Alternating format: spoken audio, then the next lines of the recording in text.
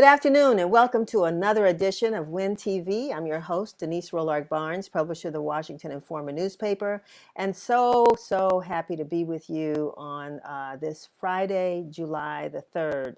I keep saying these days are going by so fast, and we're still in this unreal, sort of strange world dealing with COVID. And I hope that you all are staying safe. I hope that you all are still wearing your mask, that you're keeping your social distancing in place, and that you are just taking care of yourselves. That's what's really important. And we're going to really dig deeper into this as we go on in future shows, because as you've heard, the numbers are not moving in the right direction. And so I think it's a real important message that I must convey to you, especially on today, as we get ready to acknowledge the 4th of July tomorrow. And it's a time when most of us are out having family picnics, family gatherings, all of that. And so it's really extremely important that you all just be mindful of what you need to do to keep yourselves safe, to keep your family safe. And on another note, again, now some think the 4th of July is the date that we're supposed to be firing off fireworks and what have you. At least that's what our president believes. And for many of us in urban communities, particularly east of the river over here where I live and work, I think I've been hearing fireworks since April. And I know I'm going to continue to hear them. My glasses are crooked. Sorry about that, you all. But anyway, I'm going to continue to hear them until probably September. It's been like this for a while. And although I've heard members of MPD saying they haven't seen anything like this in years before, I have, and people in our community have. And the one thing I think that we all need to remember is that fireworks in the District of Columbia, only some of them are legal. A lot of them are illegal.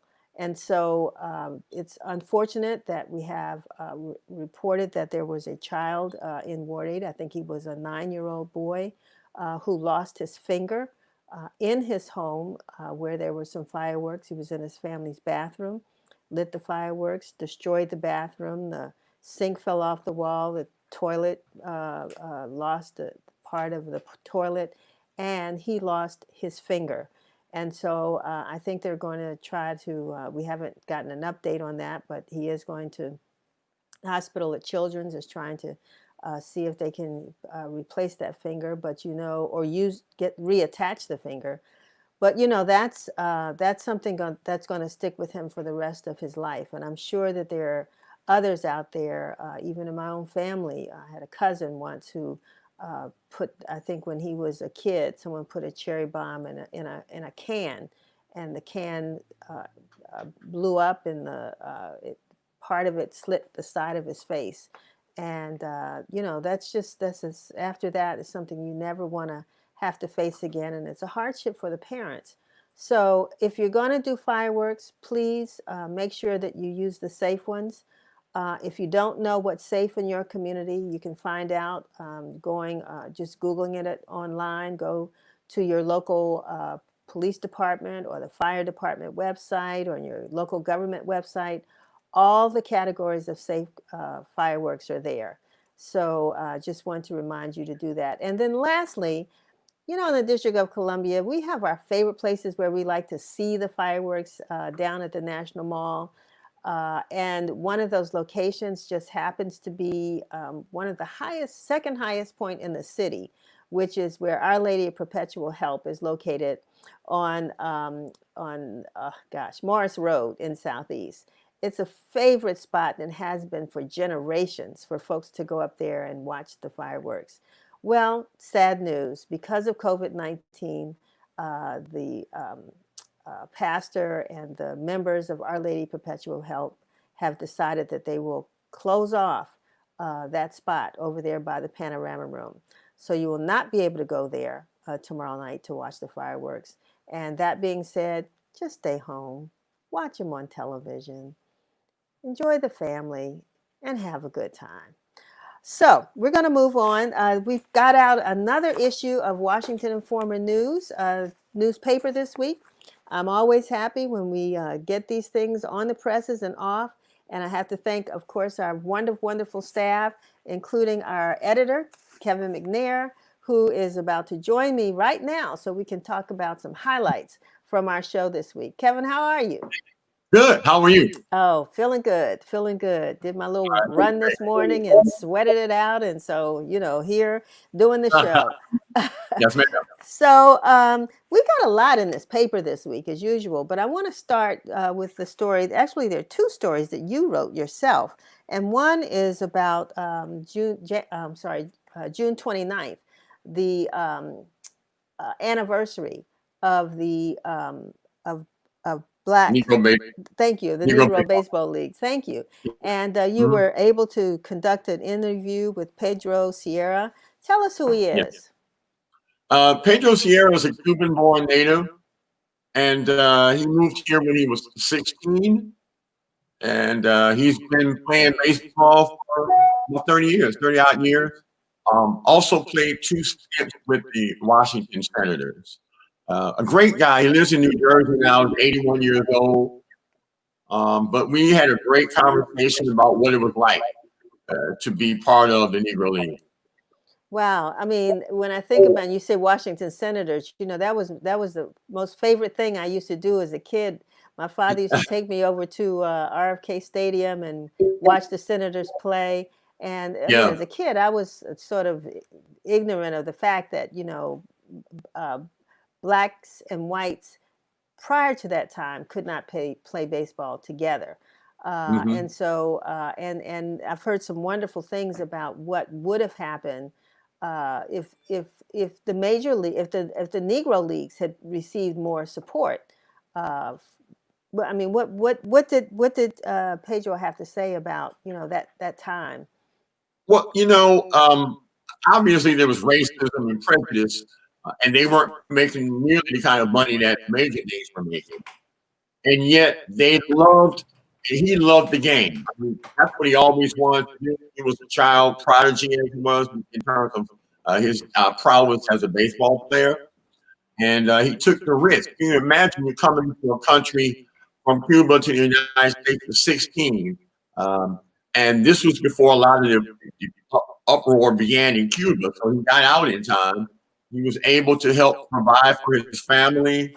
And he tells me that he had great mentors, black and white. Mm. So when we always try to separate ourselves and say, I don't like black or I don't like white, we're all people.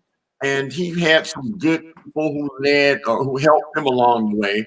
Uh, he acknowledged Jackie Robinson's fortitude and being able to stand in the gap.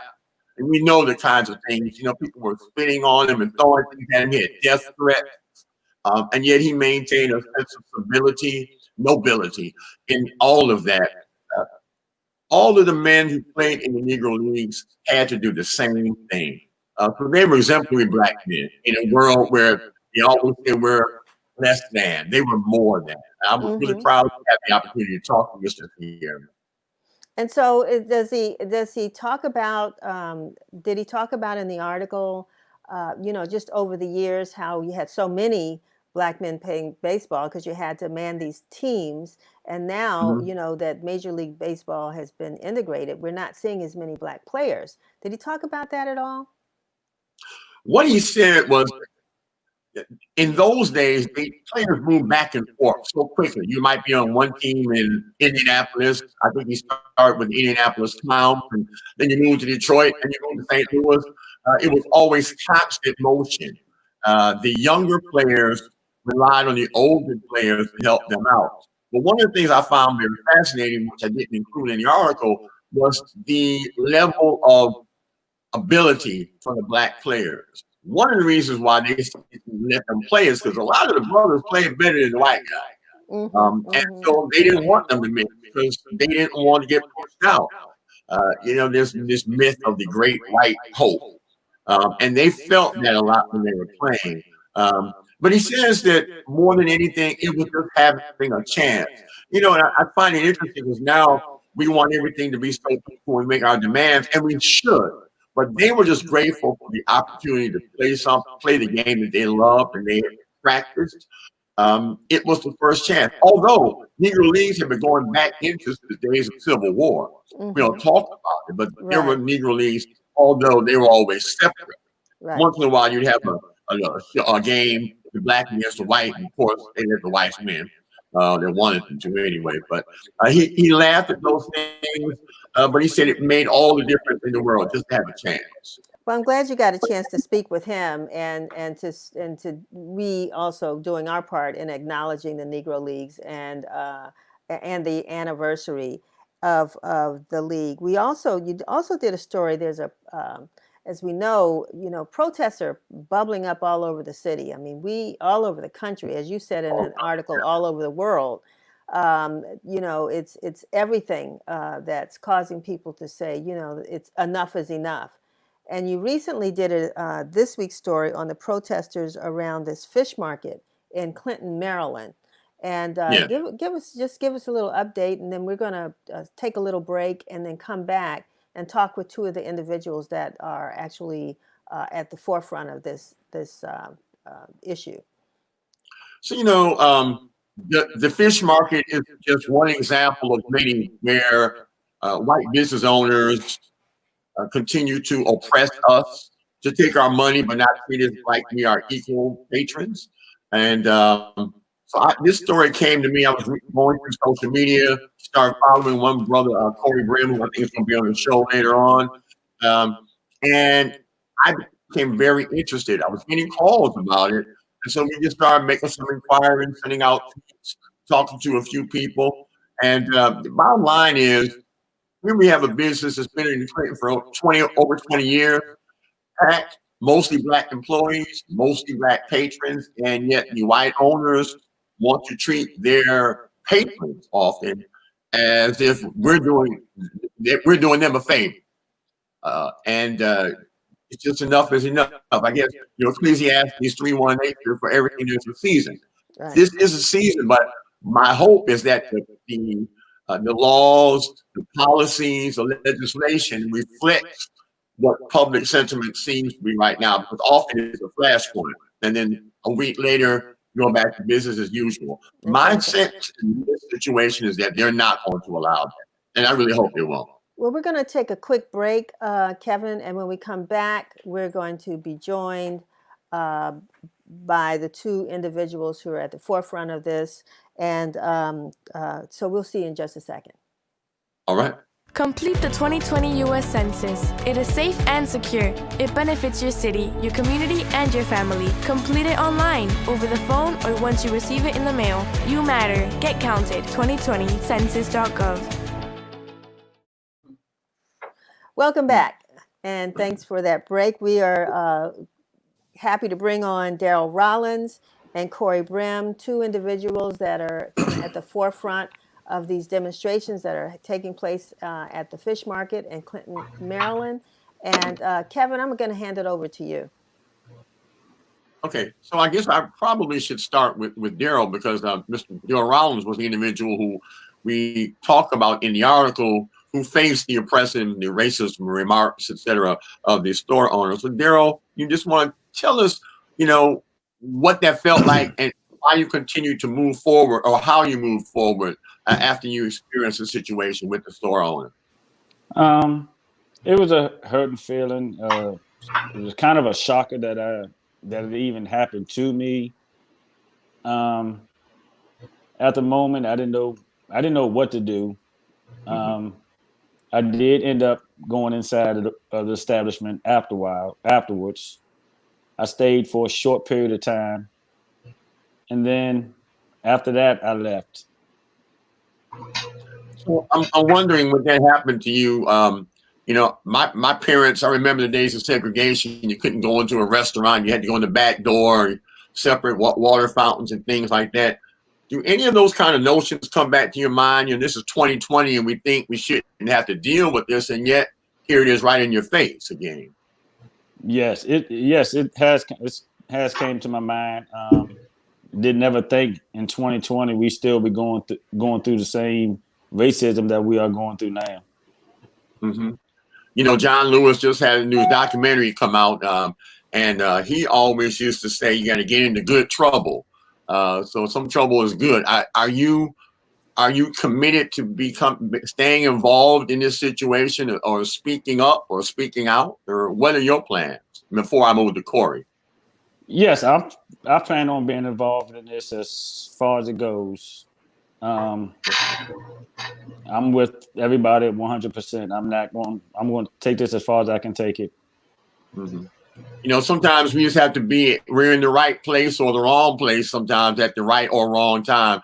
Remember Trayvon Martin's parents, all of a sudden they get involved in the whole civil rights movement. They didn't ask for their son to get killed, but that happened and they stepped up. So we appreciate you stepping up, and we want you to keep on keeping us abreast of what's going on. I want to move to Cory. I know this is Cory Brim. He's one of the social media gurus out there. I'm not an expert in that stuff, but I've been following you, brother, and we appreciate what you're doing. Tell us what made you go out there with the cameras, and you got a gift for gab. You've been getting people to talk to you about what's happening out there in Clinton. Well, first, thanks for having me, and thanks for Daryl for being a part of this. The first thing that happened was, so I live near the fish market, and I was going by, just happened to be driving by, and I saw some people standing outside, and it was about 5 or 6 people standing outside. So, I pulled over. I was meeting somebody there. I pulled over and I asked the young lady, her name was Miss Nancy, and I asked her what's going on. She said that the owner of the place was racist. Now, I had heard, like many people in the area, I had heard, whispers or rumors, I never really frequented the place. I've been there, but I never really frequented the place. So I asked her, I said, listen, I'm gonna go live if you don't mind. I have sort of like a little tiny neighborhood following on social media. I said, I'm gonna go live, and this, a few people may see this. And she was like, hey, we want to get the word out. So like I always do, I normally make a live video every day, if not every other day. Just sharing positivity, trying to encourage people to get out there, live your dream, follow your passions. And then when I went live, she sort of took it over, and then I started talking to people out there about the injustices and stuff.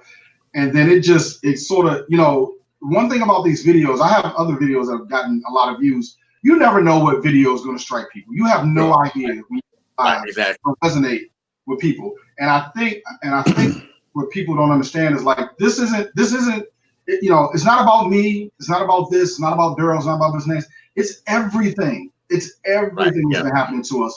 And this may have just been the straw that broke the camel's back for us. Because for years, what I've heard with that place is there's always been some sort of joke or cover up, or somebody had to make an excuse for what was going on. And it wasn't just that Daryl, that this happened to him. It's happened to multiple people.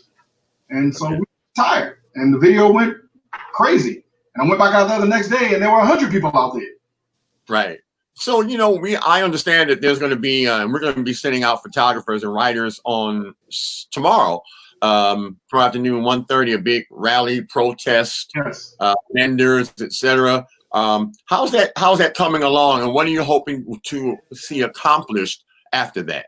I think it's really great. What happened is that so because that video sort of got some wide attention, we had another organization called People of Change come out, and they are the ones that sort of lifted this thing to a higher level, because they had the infrastructure, they have the political power, they have the network that can come in and organize this thing, and that's what I tell everybody. I'm just Daryl, he's one guy, I'm one guy, but when we come together, when we all come together, economically, socially, spiritually, mentally, financially, we start galvanizing what we have.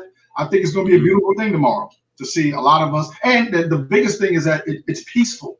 We're not destroying no property. We ain't getting in no fights. We're not blocking the entrance. We're not doing any of that. Nothing.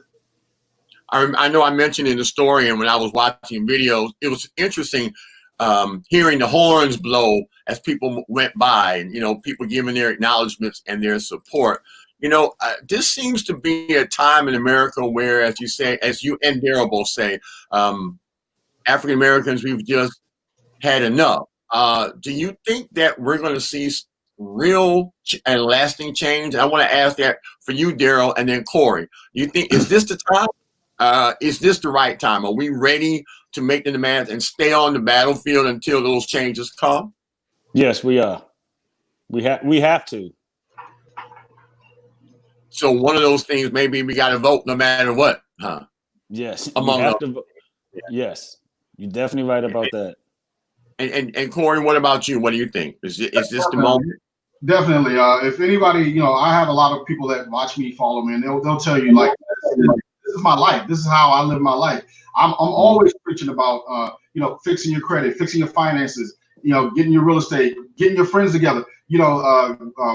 Carver said that if there's 5 black men in the circle, each for every 5 men, somebody should own a business. So I'm always pushing for financial freedom, financial literacy, economic wealth, like that. That's what I'm always saying. And to what you were just saying, yeah, we got to vote. If voting wasn't so, if it didn't mean so much, why are they trying to keep us from the polls? Sure, exactly. Yeah, it's no mystery. It's Right. no mystery. Well, I really want to thank both of you brothers for stepping up, as they say, stepping up to the plate and putting yourself out on the line. It's always a sacrifice, but we do what we have to do for the community. I'm going to turn this back over to my boss lady there, the publisher. But again, brothers, thank you. We'll be out there tomorrow and continue to keep me abreast, keep us abreast, and keep on updating the public accordingly. Thank Kevin, you. before you all go, I just wanted to say one. I wanted to say thank you as well, but I'm taking an opportunity to pitch what's in our paper this week, and I'm wondering how you all are dealing with that as well. We were Jay-Z and Rock Nation asked Black newspapers across the country to provide them with a list of Black-owned businesses in their community, asking to support people in the community that read our newspapers, to ask them to support these businesses. So I know one of our guys was out distributing the paper yesterday. We have this list in our publication. And so I want to use this opportunity before you go to make some plugs, because we've talked about the fish market a couple of times as a place not to go. Give me your list. Where should we go? That's Black owned. Also, I'm sorry, Mr. McGill. You have places? Go right ahead. Oh, so what I was saying in my live video is literally around the corner from the fish market is a place called Infuse Restaurant, Black owned. And if I forget anybody, please blame it on my head, not on my heart. Okay? Oh no, this is just the beginning. Hopefully the list will be so long one day we can't even mention them all. But go ahead. But there's 2 things that I want to get out really quick. A lot of people have asked, and I want to get the information out there. We didn't have the intent of shutting it down and putting people out of work. There are companies out there that are willing to hire the people that work at the fish market. The owner of Southern Peach Barbecue, her name is Keisha. She came out and she said she'll hire people. I've heard Blue Water said that they'll hire people. Carolina Kitchen, Lance London said he'd hire some people. So it's not like we're just putting people out, and now we're concerned for them and their families too. We want to transition them into employment. Wonderful. I'm glad to hear that. Because Daryl, you have any restaurants you want to add to the list? Honestly, no. I just go to them. I don't never know who owns them. Okay. All right. Well, you find that at least in this day and time, sometimes it's really important to know and to be be a conscious consumer. And that's one of the things we're striving for. And I think, that should be I'm telling you, but it's not my job to tell you what to do, because you all are leading the story. We're following. But we just hope that we can provide options and help to promote our own Black-owned businesses, because they're sitting there waiting for us to come in the door, and we're pouring into other places. So I just wanted to add that, my little 2 cents, before you all get ready for what you've got to do tomorrow, and just please be safe. Right. Yeah. Thank you. Right. Thank everybody for their support. Thank you, guys. We're going to go to a quick video and from the demonstration, and then we'll sign out. Thank you. All right. We don't want your politics. We don't want We want to shut it down. We don't want to slice watermelon. We want you out of our community. Let me hear you. Shut it down. Shut it down. Shut it down. Shut it down. Shut it down. PG County is home. Shut it down.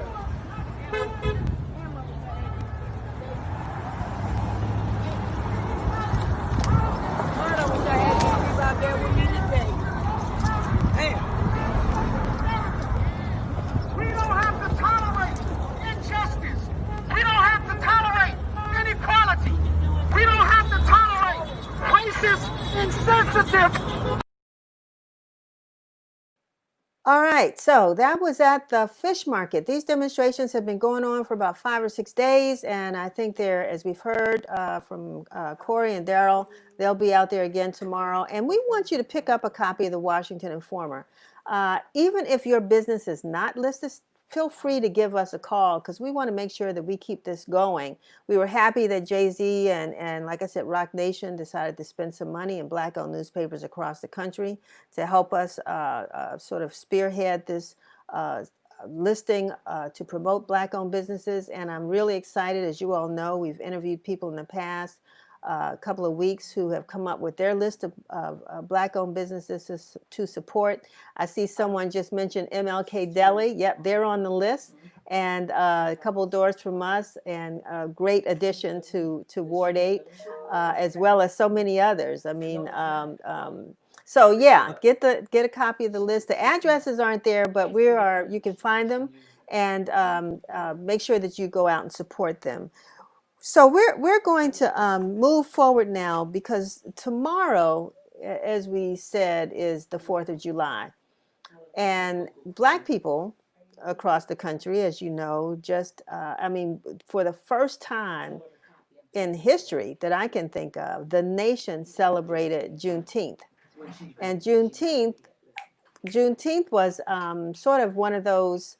It was a day that acknowledged what we saw as freedom for Black people, although the folks in Texas were 2 years post the emancipation since the passage of the emancipation. Sorry about that. But now we've got the 4th of July, and your president, Mr. Trump, is going to have this big celebration down at the National Mall. He's out there someplace in Oregon, I think, today, celebrating the 4th of July. He is putting everybody to the test to determine who's going to be more patriotic than him, or what, setting the standard for patriotism. But, African Americans were involved in the Revolutionary War, the Civil War. You mentioned every war in this country. We have shown our loyalty, sometimes definitely to our own detriment, to this country. And the 4th of July sort of brings that to our attention. And one individual who was very outspoken about that was the inimitable man that's right behind me right here, Mr. Frederick Douglass. And we are really honored to have right now Mr. Nathan Richardson, who is a poet, author, and Frederick Douglass historian and reenactor. And he's on his way to Washington, D.C. To deliver the Frederick Douglass speech at the Lincoln Park, at the Lincoln statue in Southeast DC, or is that Northeast? Is it Northeast, Mr. It's Richardson? it's Southeast. Yeah, that's what I thought. Okay, I know that's the place where Mary McLeod Bethune's statue is as well. Yes, they're yes, facing each other. Yes, exactly. So welcome to the show. I know you're on the road, so thanks for pulling over and having this conversation with us. Thank you. I'm very honored. Anytime I'm able to voice Frederick Douglass through the Black press is just a manifestation of history. Him being the editor and publisher of the North Star newspaper. So I was looking at the history of your newspaper, and you are pretty much like Rosetta Douglass Sprague. Your father started the newspaper, and you're continuing on, and so did Rosetta, his daughter. Oh, so she did carry it because he had sons. I think I read that, and it inspired me so much because he had 2 sons, right? But I think He the had daughter three is sons. 3 sons, but the daughter is the one Yeah. that carried the banner. But it didn't last, what maybe another couple years or something? About 3 years, and then he Yeah. changed the title from the North Star to the Douglass Papers, and then but he had so much stuff going on. It was hard to run a newspaper. You I have to be, know. as you probably know, you have to be committed to the newspaper. No question, or else we wouldn't be here. So how Yes. did you? Where did this? Where did this? I don't want to. What would I call it? This following, this admiration that you have for Douglas. Where did that come from? Where did it start? Well, I've always been a student of history, Hmm. more so a student of literature and poetry. I got my start as a poet. I spent, I've been a poet since I was a teenager. I've done a lot of spoken word. I've connected with spoken word poets all over the country, all over the world for that matter. And I came to Douglas through that path, through poetry. When someone asked me or suggested that I take on the role of portraying an ancestor, they didn't say Douglas. They just said portray somebody. There's not a lot of black men portraying our ancestors, and so I started looking at various ones: Du Bois, Booker T. Washington, and of course I already have this beard here, so Yes. the first thing that caught my attention was the appearance, and then when I started reading Douglas's words, I realized how poetic he was, and how I was able to actually hear his voice, hear his tone, hear his pace, and then that's how I fell into the role of Frederick Douglass. And so this role has taken you, I guess, all across the country. And I don't know if you've been outside of the country, but I know it's taken you a lot of places to when people wanted to invite Douglas to events. Where have you traveled? I've traveled all over the United States: New York, California, Oregon, Utah, Texas. I spent a lot of time up in New York and Rochester in that area because, Hmm. of course, he lived there for about 20 years. So it's just unlimited the places that I have been. And I haven't been outside of the country doing Douglas, but I have certainly performed for international audiences. As a matter of fact, next week I will be doing a Zoom performance at the White House Visitor Center, Mm. and there will be 6 countries viewing that Zoom performance. So Douglas is a very popular man in this modern era. No question. And I remember because, of course, one of my sheroes was Ida B. Wells, who Yes. admired Douglas. And I've read a couple of her autobiographies and been a little, felt like she did in some ways, a little disappointed when Douglas was not as supportive of particularly her anti-lynching efforts, according to one biography now. I mean, she left the country, went to Europe, and it was trying to get him to financially support her. And I guess he said, look, you made that trip on your own, but uh, Right. so she had to make Well, her way back. when we're But she was like, he was a father figure for her. sure.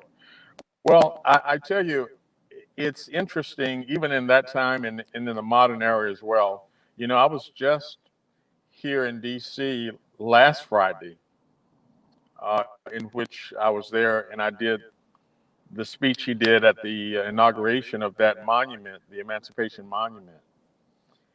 And he certainly was not there last Friday to defend the monument because even in his time, he did not think the monument appropriately represented the black man. He thought that the black man should be standing. He said that Lincoln put him on equal footing. He looked him straight in the eye, and so he thought that Archer Alexander should be standing. But Douglas is a nuanced person, just as Ida B. Wells was a nuanced person. And so when we are looking at these characters, uh, we have to understand that they were complex individuals Right, and they right. had contradictions. And so that's one of the things, it's somewhat of a Hippocratic oath that we as enactors promise to do, is to show the characters in their strengths and their flaws, because it's important if we're going to have people in the modern era, we're going to have children, young people follow in their footsteps. Uh, they have to understand that they were flawed people, and if you have flaws, you can still become somebody dynamic and great that can serve the country. John Muller, gentleman who we all know, who also admires Douglas, is we're going to get, hopefully we'll get Mr. Richardson back. But John Muller is a young man from the DC, actually native Washingtonian, who is another great admirer of Douglas, and coordinated the event, and is coordinating the event this evening at the memorial, at the statue. But you're not there really to debate. I saw an interesting video between you and Don Folden, who does these Black History tours in DC, debating about that statue. But you're not there really tonight to talk about that. You're going to do Douglas's 4th of July speech. Is that 4th right? of July speech, yeah. Can you just give us a sense of what Douglas's feelings were about the 4th of July? He was saying that this nation, and it's very pathetic that the same things he said in that speech in 1852 are true today, that America has some serious problems. But that should not cause us to divest ourselves from the Constitution, because the Constitution is actually that thing that guarantees our liberties. So he wrote a scathing speech about those people who claim the virtue, and he's quoting here Stephen Smith, who said, men seldom eulogize the fame and virtues of their forefathers without leaving out some folly or wickedness of their own. So he wants you to contemplate the holiday. He's not saying to celebrate it or not celebrate it, but contemplate the meaning thereof, of what the 4th of July, what liberty means. And don't just tell us what your forefathers did. What have you contributed to society to make this a more perfect union? And if you have detracted from making this a more perfect union, then you are part of the problem. Interesting. So what time will you be at the park this afternoon? It'll be, I'm gonna be there beforehand talking to people out of character. I'll be kind of transitioning, and then we're actually gonna get started at about 6:30. 6:30, okay. And last week there were other reenactors there as well. It's so exciting to see the number of people that we have in the DC area. But who do you know who's going to be joining you tonight? Well, last week we had Freed there, who are female reenactors of distinction were there. Those women were marvelous. You know, they're senior sisters, and it was so great to see them out, risking their lives really in the pandemic. Today there will be poets there. We have a call out to hear what the poets have to say. We hope some young people are going to come out and speak their truth. We wouldn't be righteous if we didn't allow the youth of America to speak their truth about what's happening. The future belongs to them. And so that's, and then we have, of course, Mr. John O'Brien, who's the president of the Lincoln Group of DC, and some others are going to be there as well today. You know, that it saddens me because several years ago, the Washington Informer initiated something called the every February we did our African American Heritage Tour, and it's amazing how that tour took on, because when we first started, I think we had maybe about 100 people that went with us, and it grew to about 300 people. Our plan was to come to Richmond this year.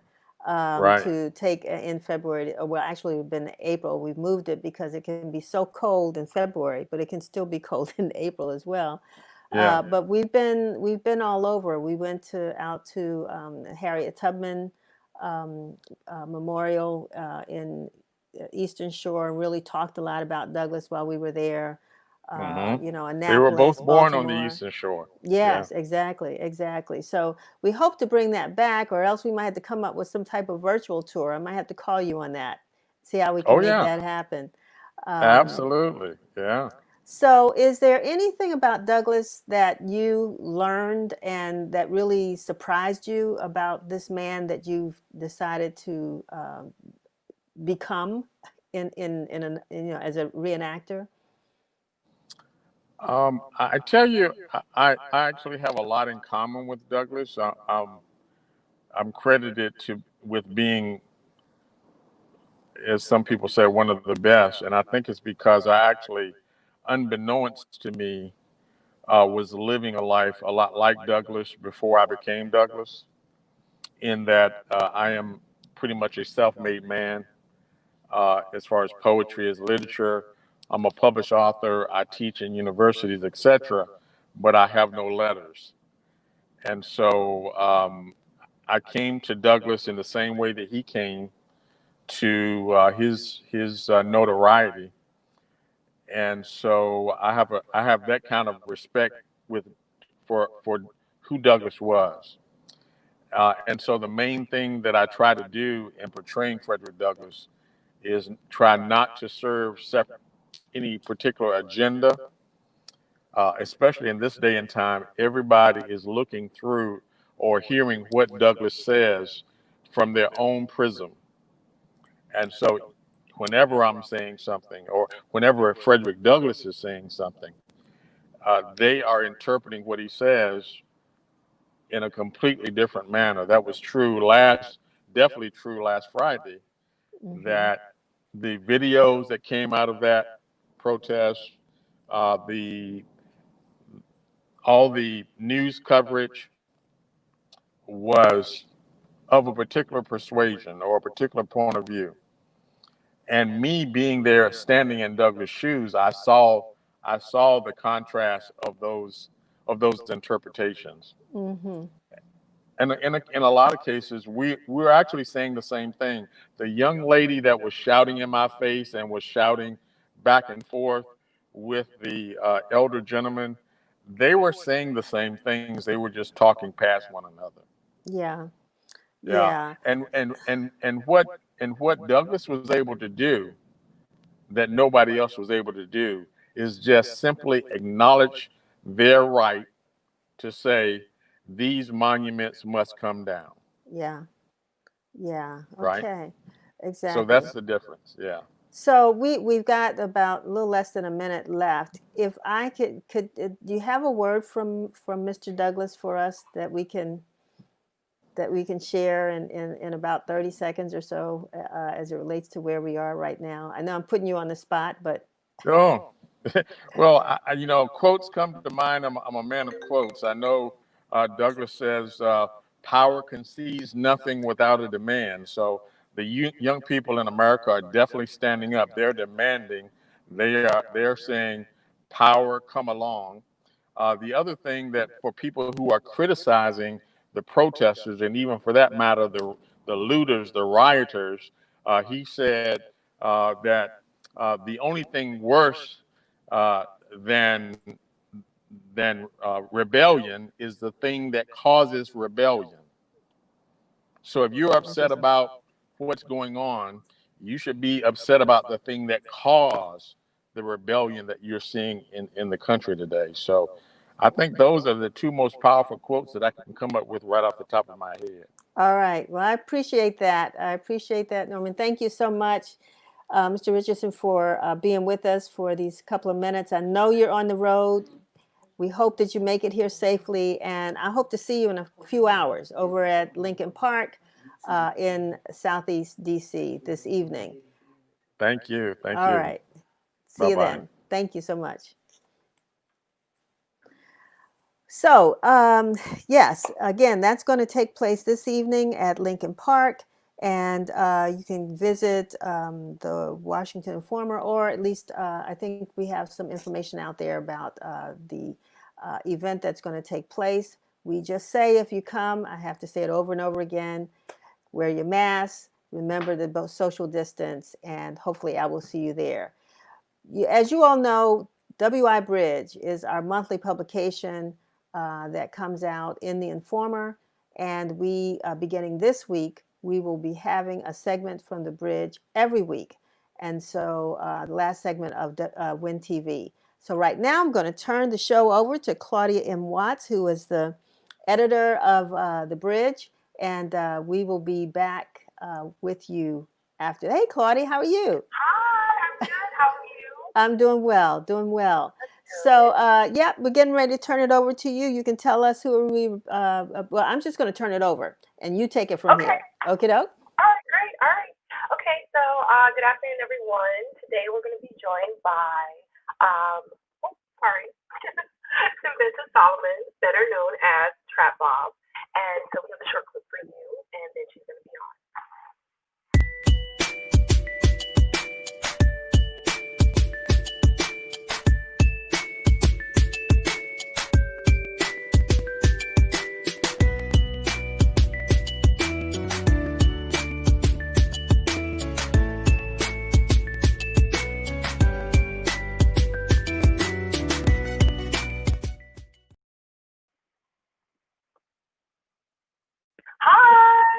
Hi, Claudia. How you doing? I'm good. How are you? I'm good.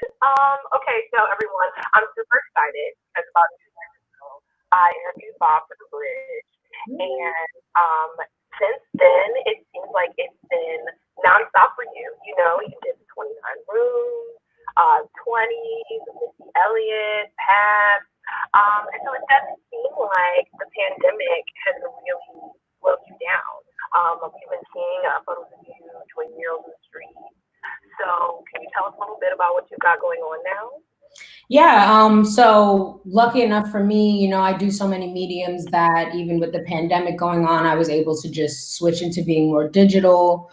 So I was doing a lot less work for sure, but I was excited that, you know, at least in the midst of kind of the darkness we were dealing with the protests, I was able to go out and do my part as an artist, because I know how important it is, you know, as an artist, we're speaking for the people and we're leaving the history that's going to be remembered in the future. And one thing that's really been on my mind has been the erasure of Black history.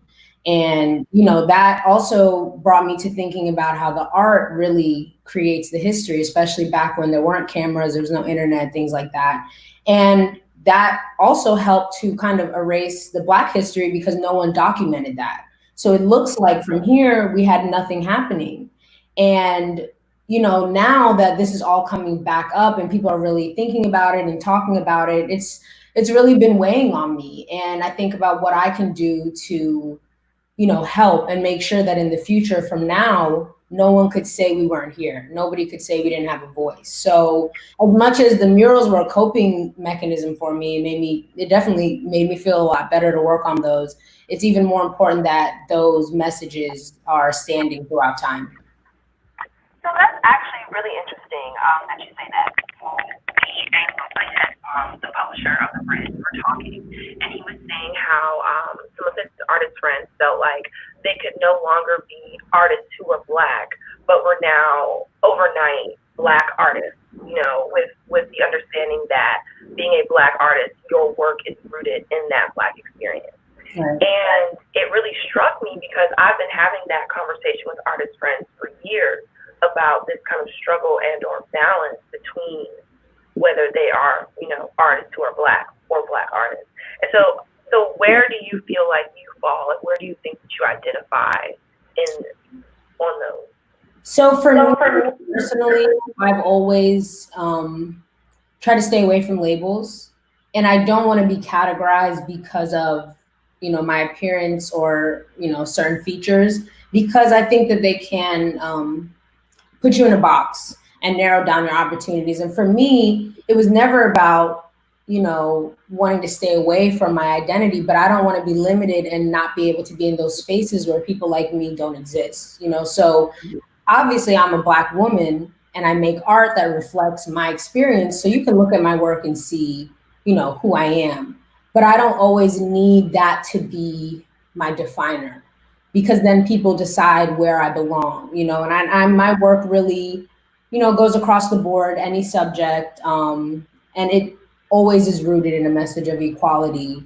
And naturally, activism, you know, comes out in my work because I am a Black woman and I experience those things. And when I get angry, where I go to deal with those emotions is my work. So it's funny, you know, saying you go from being an artist that's Black to a Black artist, because at a time like this, it is kind of like your call to action, and you have to decide, you know, what am I gonna do? How am I gonna help? How do I approach this? But I don't believe in artists having to become a certain type of artist because of the, you know, certain climate. So me, like I said, activism comes naturally. So I have no problem having these messages in my work. But there are people who are much more reserved or might not be as comfortable, you know, and they might be an activist in their regular life, but maybe in their work, it's not as serious, or it's not as, there isn't as strong of a message, which is perfectly fine. But I think for the people who are, you know, making work that surrounds this topic and these issues, it is a time to step up. And before now, even, you know, my work has always reflected these problems, and I've always worked to create representation, and I only draw and paint Black people in all the projects I've ever done, even in projects where, you know, once for PAPS, I had to do an animation where I had to go back in time and look at the different fashions from like the 1800s till now. And I was getting my references, and I kept only seeing white people, because back in the day, you know, like I said, without the cameras, they were just drawing the white fashions and the white people.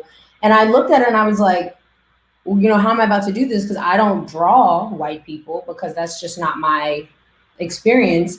And I was like, I'm going to create this Black history now, and I'm going to draw all these different decades with Black people, so that, you know, I can try to close that gap, because it really is just, it's just unfair. So yeah, it's very important to me. Awesome. All right, cool. So who would you say are some of the artists right now that are creating work that has, you know, inspired or helped further kind of fuel or push you to be creative and to seek, you know, what you believe through your work? Well, the first artist that really made me even understand how art can be included in activism was Ai Weiwei. And he's a Chinese artist, you know, yeah, he's huge, and he's so inspiring, and his story and what he went through for his art is just so beautiful to me. And that's how passionate I am about art. So to see that, it really kind of kickstarted my mentality of how I can use my work in activism and still be able to use it as a source of joy for people. You know, I want people to also be able to take a break and not only live in the anger, because it's just not healthy for us, you know? So he really kicked that off. And then now, I mean, the amount of Black artists that are existing now and really getting opportunities is just amazing. You know, like like when I started out, there wasn't even anything really for me to look up to. And I just kind of maneuvered and just tried to figure it out. But now there's like, I mean, there's so many artists. There's like Blue the Great, who's based in Los Angeles. He does like kind of mummy designs, and he does these really cool American flags where it's in like black and white, or he inverts the design in a way and it's all ripped up. And I just love the way that we can all take our style and our subject matter and still bring in, you know, our activism messages to the community without it being so blatant, without telling people how to feel. And that is why I think art is so important. Yeah, and even with politics, any type of real issues where I have felt that creatives are alienated, I really want to find a way for us to come together, because we're the people who need to be voting, who need to be concerned about these things. And I guess in the past it was like not cool, or you know, people just didn't feel comfortable with it. And I want to, again, you know, bridge that gap and bring everybody into this mentality, because it really is going to take all of us. Absolutely, absolutely. So what would you say, I guess, is coming down the pipeline for you? What can we expect to see in the next few months? So I'm actually starting another mural at Hotel Zena, which hasn't opened up yet, but they're opening in the fall. And that should be up after next week. Nice. And what else am I doing? I'm doing a lot of freelance projects in my own time, and trying to get prepared to create a new body of work, specifically paintings, and also trying to figure out, you know, where is everything going with the virus? You know, things are opening up, but I don't necessarily think that they should be. And so it's hard to gauge, you know, when is it actually safe? When do we actually know what's going on? And when can we get back to enjoying the events and all the creatives in the area? Because that's something that has been hard for me the most, you know, like clubs, parties, and bars and stuff. Like, I don't really need them to open, but I miss being able to go connect with the community, go to art shows, go to concerts, you know, things where we just get to feed off each other's energy. Awesome. Well, thank you so much for taking the time to be with us today. You know, we love you. We're big fans. You know, we're going to have to talk about maybe doing a takeover for us one day, you know. We'd love to have some guest illustrations. So I'm going to throw that out there. Oh, I love it. And, you know, have a great long weekend. Thank you. You too, girl. Bye.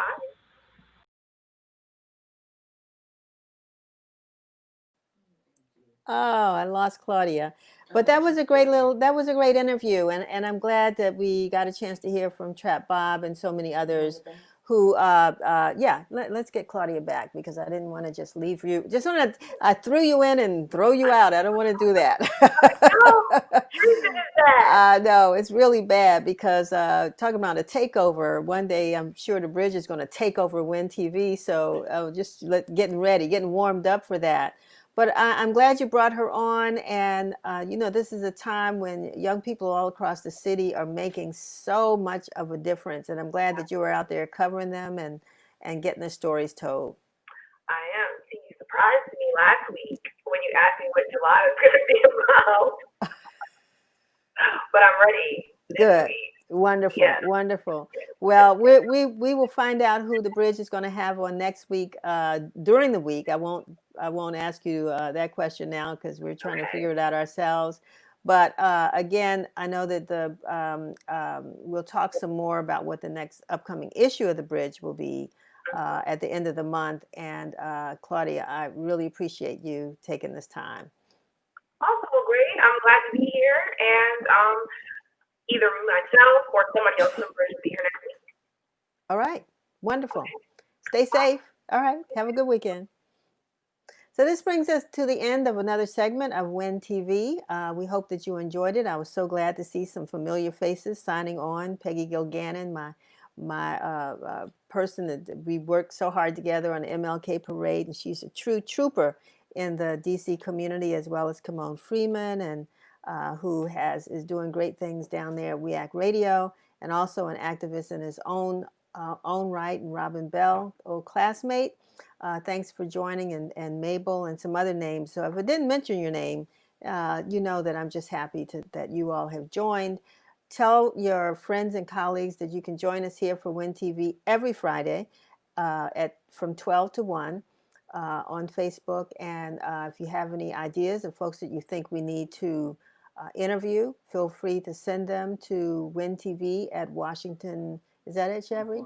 Yes, WinTV, Win-TV at WashingtonInformer.com. Again, that's Win-TV at WashingtonInformer.com. Lastly, have a very safe weekend. Remember what I said about the fireworks. Remember your mask, your social distancing, and have a great and wonderful week. We're going to end with our photo video, top photos of the week, and enjoy. Take care.